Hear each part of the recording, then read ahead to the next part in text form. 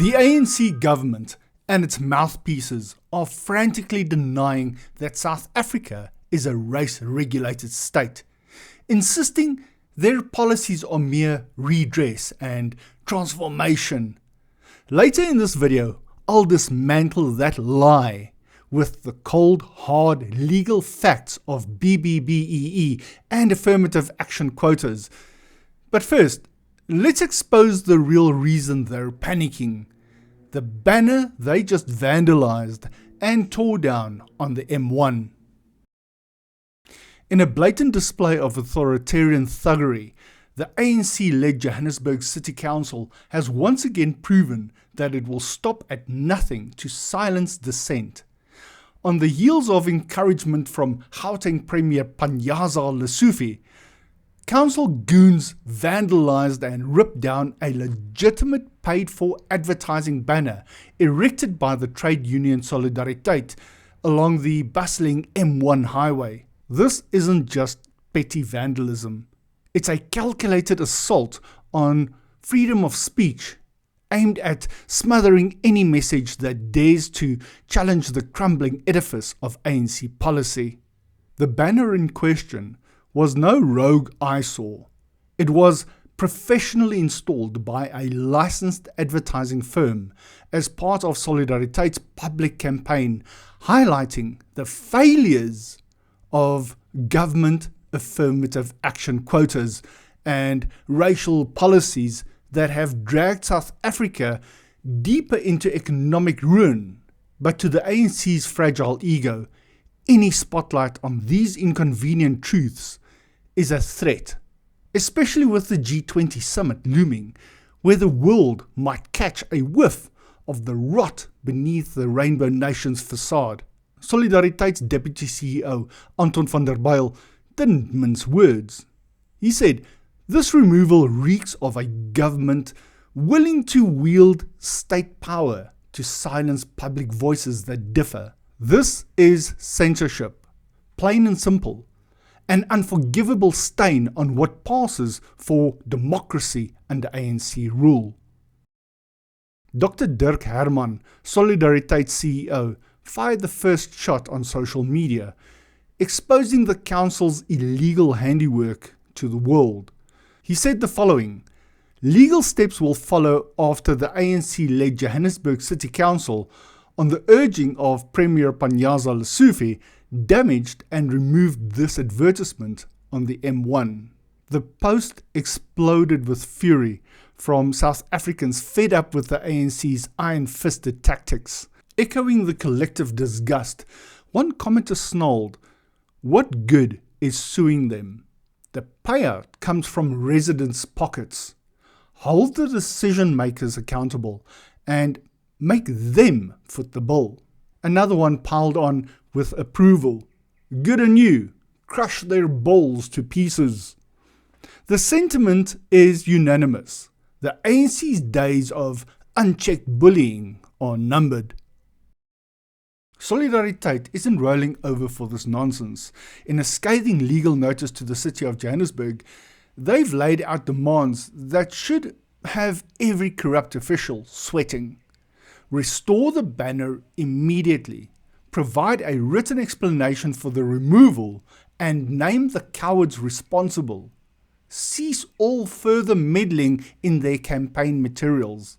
Cough up compensation for production and installation costs, and issue a grovelling public apology for this shameful overreach. As Hermann's call to arms spread like wildfire on X, the replies hammered home the public's boiling rage.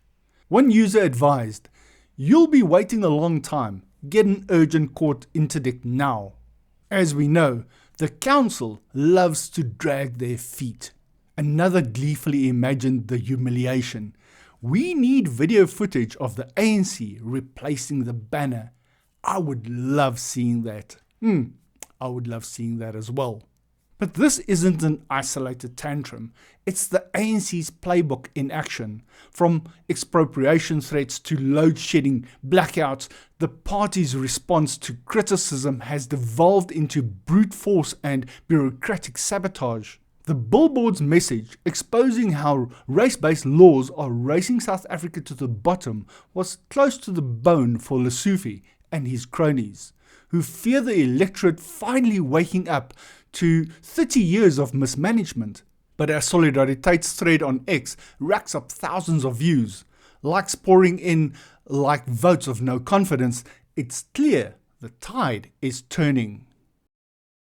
Now let me explain why South Africa is the most race-regulated country in the world.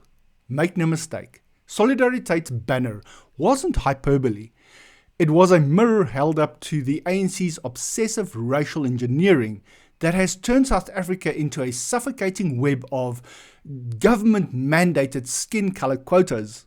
B-BBEE is nothing short of explicit race regulation, baked into law by the broad-based Black Economic Empowerment Act of 2003. This ANC brainchild defines black people strictly as Africans, coloureds, and Indians who are citizens, then forces companies to hit numeric targets on ownership, management, skills development, and procurement based on these racial categories. The B-BBEE Commission enforces it with an iron fist, doling out penalties or barring non-compliant firms from government contracts. It gets worse. New 2025 regulations demand racial and gender quotas in 18 industries. For instance, in hospitality, 56.7% of top management must come from designated groups, with 38.1% female. This isn't voluntary transformation. It's state coercion that punishes merit and rewards pigmentation. Affirmative action piles on through the Employment Equity Act of 1998, rooted in the Constitution's Section 9, which the ANC twists to justify prioritizing the same designated groups in hiring, promotions, and training. Employers must submit annual reports proving they've met racial targets or face fines and exclusion from public tenders. The ANC's top brass, Ramaphosa, Mashatile, defend this mess as constitutional redress for apartheid sins. But that's a smokescreen for entrenching elite enrichment and perpetual division.